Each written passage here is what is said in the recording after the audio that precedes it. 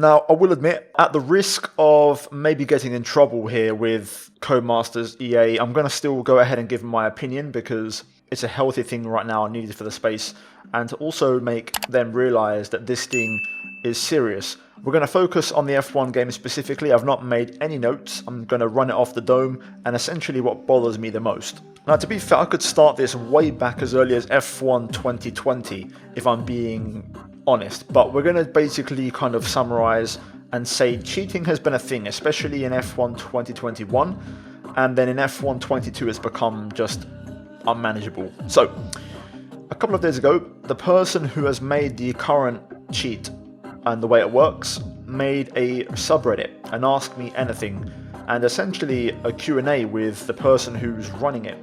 And long story short, TLDR, it's untraceable, it's hard to stop, or literally impossible to stop. It's actually very easy to make work on the F1 game, and also anyone could be using it, and it's really hard to find out. So the Reddit post has since been deleted, but there was one thing that stood out to me. I can't tell if this is legit or not. He claims, and he says, he's doing this to essentially force EA and Codemasters' hand into establishing an anti-cheat. I hope this is true, and if so, this guy could be the MVP.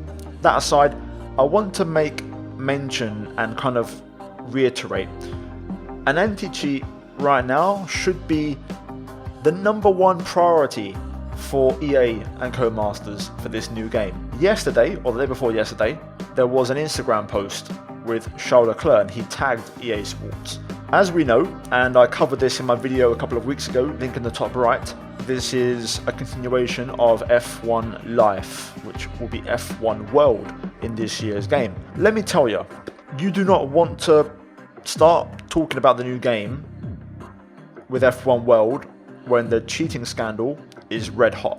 You have league racers, esports drivers essentially retiring from competition this year from active leagues and not taking part because the integrity of every single racing league is essentially gone. You cannot trust anyone anymore, and that's a really scary thing, to the point where esports has been called into question, and of course there's been many controversies.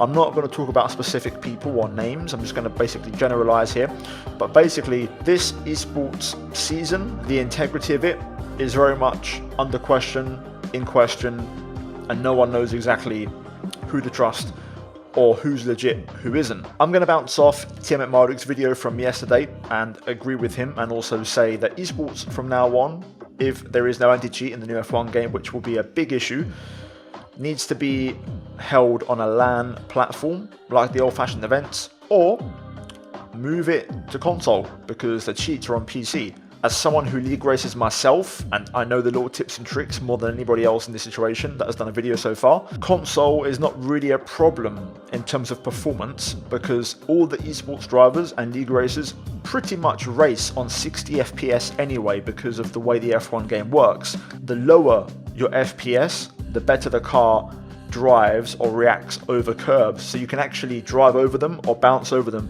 and the game won't react or respond to it because the suspension model reacts to more FPS at a higher hertz level, if that makes sense. So it essentially allows you to go faster with less FPS. You have to get used to that, you know, instead of driving at 120, drive at 60, but it'll give you better performance. So it's that trade-off. So going to console wouldn't exactly be a problem anyway.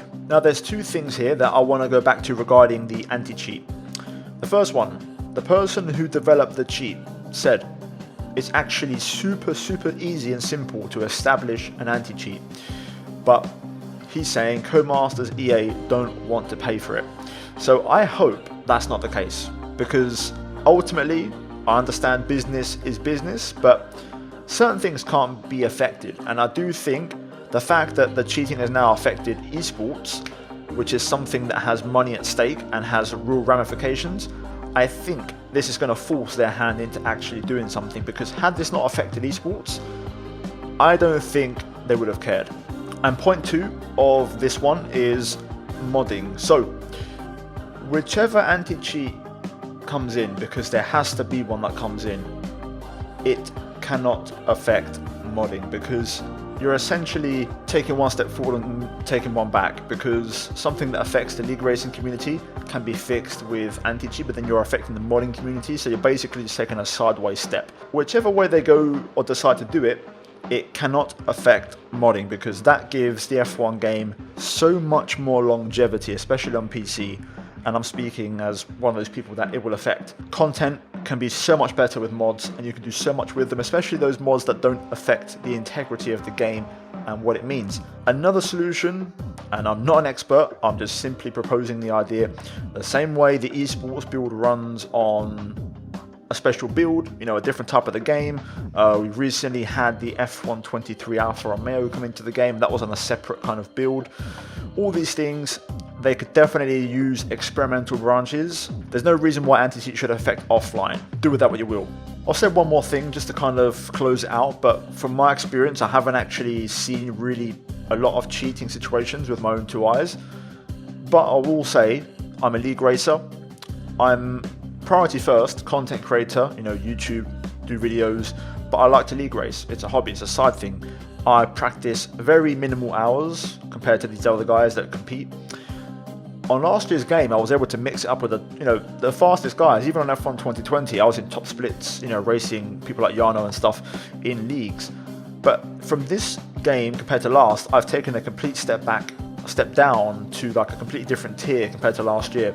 I know I haven't got that slow in the last 12 months, so a lot of people have moved forward. A lot of them on their own merit, and a lot of them who I was beating, I question how they got so fast. So that's all I'll say with that. Anyway, hopefully you guys enjoyed. Leave a like, subscribe, give me your thoughts down below, your comments. I'm sure if this video gets enough traction, pushed far enough, you know, they might see your comments, so feel free to sound off below and give me your opinions. I'm doing this to kind of, you know, drum up a bit more noise along with Ben and a few of the other videos that Alex Gillon made as well yesterday to kind of, you know, really get something done here. So yeah guys, cheers for watching. As always, a big plug and shout out and thank you to the members for supporting the channel. Check out the 2 videos on your screen right now, and I'll see all of you in the next one. Take care, and that's goodbye from me.